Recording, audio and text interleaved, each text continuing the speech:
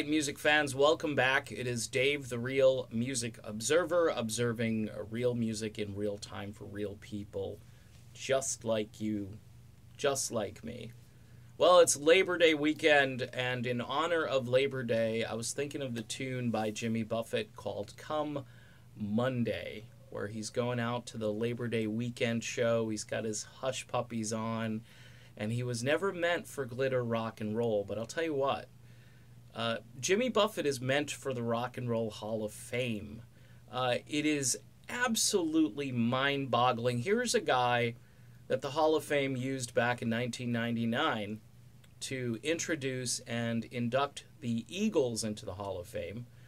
Buffett joked about how he was always going to be opening up for this GD band. I think he was pretty... I think he was doing it tongue-in-cheek, and it was really funny, but there was a lot of truth to it. Buffett's career kind of started when the Eagles' career started. He didn't really get his solo career going until the mid-'70s, and really Changes in Attitudes was kind of the album, I think, that started to push him in a different direction as far as music and success. He didn't enjoy a lot of chart success. Biggest song, obviously, is Margaritaville. I think that peaked at number 8. The aforementioned Come Monday, which occasionally you will hear on a good soft rock station, hit number 30. I kind of got my feet wet with Buffett on my own, buying the Volcano album, which I think is just a great start-to-finish thing. And then later on, in radio broadcasting, I worked for a station on Cape Cod, and we had so much freedom. I believe, with some other stations around the country, but I believe truly that our radio station helped the whole Parrot Head movement get off the ground. I mean, we were playing things like Off to See the Lizard, tracks from the Hot Water album. I remember Smart Woman in a Real Short Skirt. And when I think of these titles and what the music kind of changed into, I mean, Buffett, country, then jazzy kind of flavors later on in the 80s, a little more slick production, still him and a guitar so many times. He's got this great backing band called the Coral Reefer Band. Michael Utley is all these guys that he's had in his group, it's just a shame that the level and quality of product that this guy has put out over the years has not been recognized by the Rock and Roll Hall of Fame.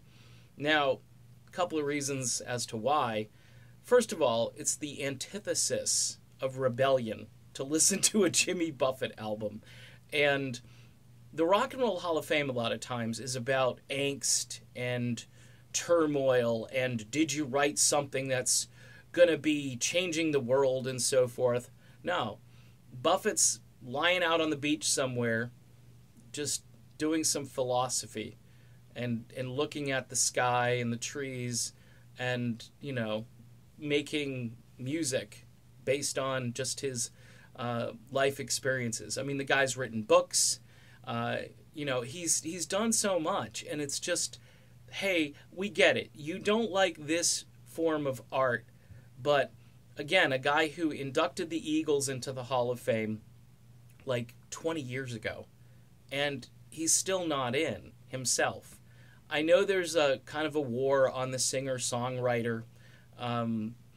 You could make arguments for Jim Croce, and I think I have on here, and Harry Chapin. I know they don't have the catalog that Buffett has, but they had this impact which can't be denied.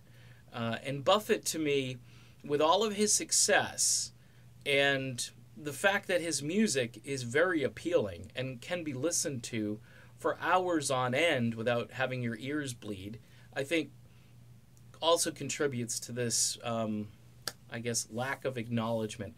So on this Labor Day, put on the song Come Monday and get your hush puppies on. Jimmy Buffett should be in the Rock and Roll Hall of Fame. And it's another one of these things where you think to yourself, why? I mean, there are so many groups that are in that you just shake your head at and go, I don't even know who this band is. And then Jimmy Buffett, who's really a cultural staple, just on the one song alone. But man, he's got so much music. Songs You Know by Heart, the album that's kind of like a best of or greatest hits compilation, had 7 million in sales. And that's not with a lot of help from radio, okay? It's marginal help at best. The Parrot Head phenomenon really kicked in when I was in radio, and it really exploded in the late 80s and then into the early 90s. And of course, Jimmy got a second wind there with Alan Jackson, and It's 5 O'Clock Somewhere. But that stuff aside, just the stuff he did in the 70s and the 80s, to me, would be enough to get him into the Hall of Fame. All right, done with this video. Another tragedy of large proportions that Jimmy Buffett is not in. But maybe soon, folks. We'll see.